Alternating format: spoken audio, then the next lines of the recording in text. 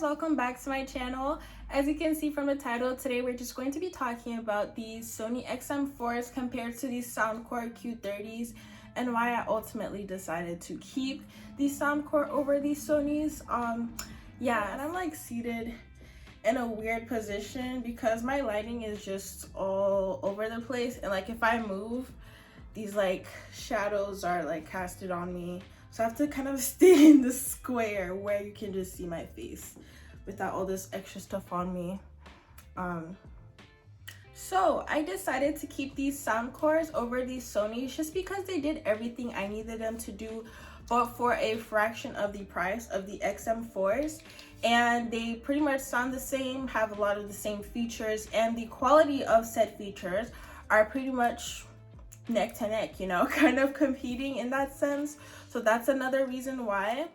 The memory foam cushions feel comfortable for extended wear on the Soundcore. However, I will say the Sony XM4s are pretty light and very comfortable.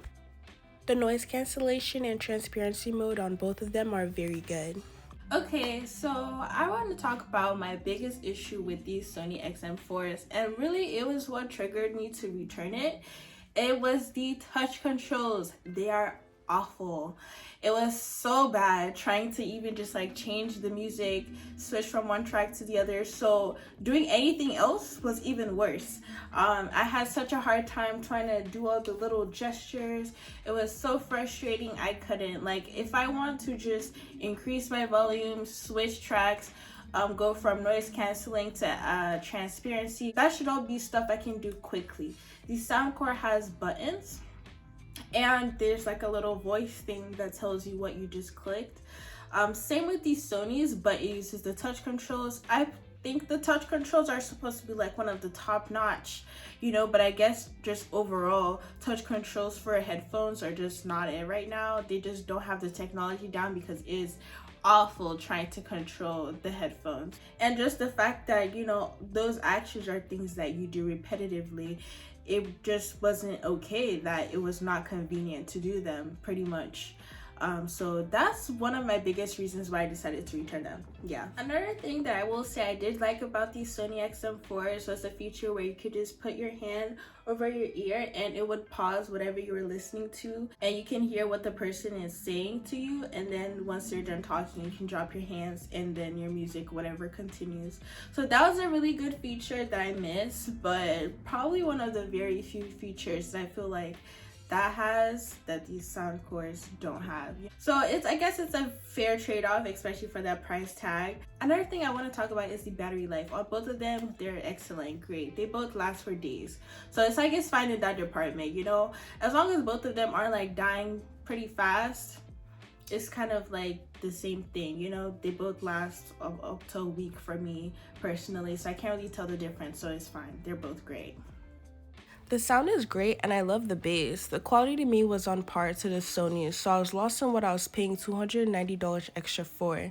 Sony's have great noise cancellation, however, I don't use the noise cancellation feature that much. I use transparency mode much more, and the Sony's are 4 times the price of these Soundcore. That sounds just as great in transparency mode, so my choice is clear. So another thing for me are the colors. I just love the pink that this comes in.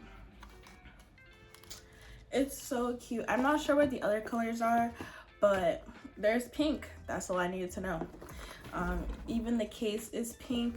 It's such good quality as well. It has a little pouch in it that is pink too, made of leather.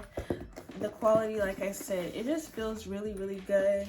The quality on the headphones as well, really good. For some $80 headphones, these headphones, to be honest, I would think that they were like $150, $130, $120, not $80. If these Sony XM4s are basically $400, I would not have believed that these were $80. So yeah, I just love that. Great quality, good color options, and the color looks really pretty in person, and I just love it so much.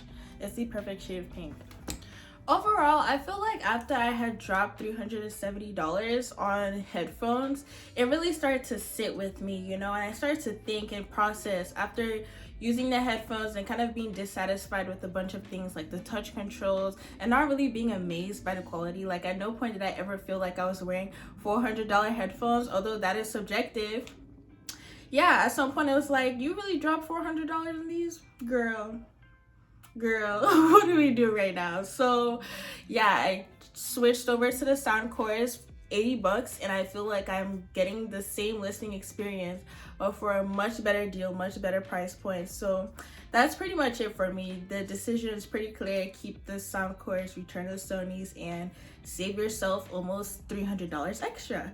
So yeah, that's pretty much it. I hope this video was helpful, entertaining. But don't forget to subscribe, leave a like, drop a comment down below if you have anything to add. Thank you guys once again, like I said, for watching, and I will see you guys in the next video. Bye.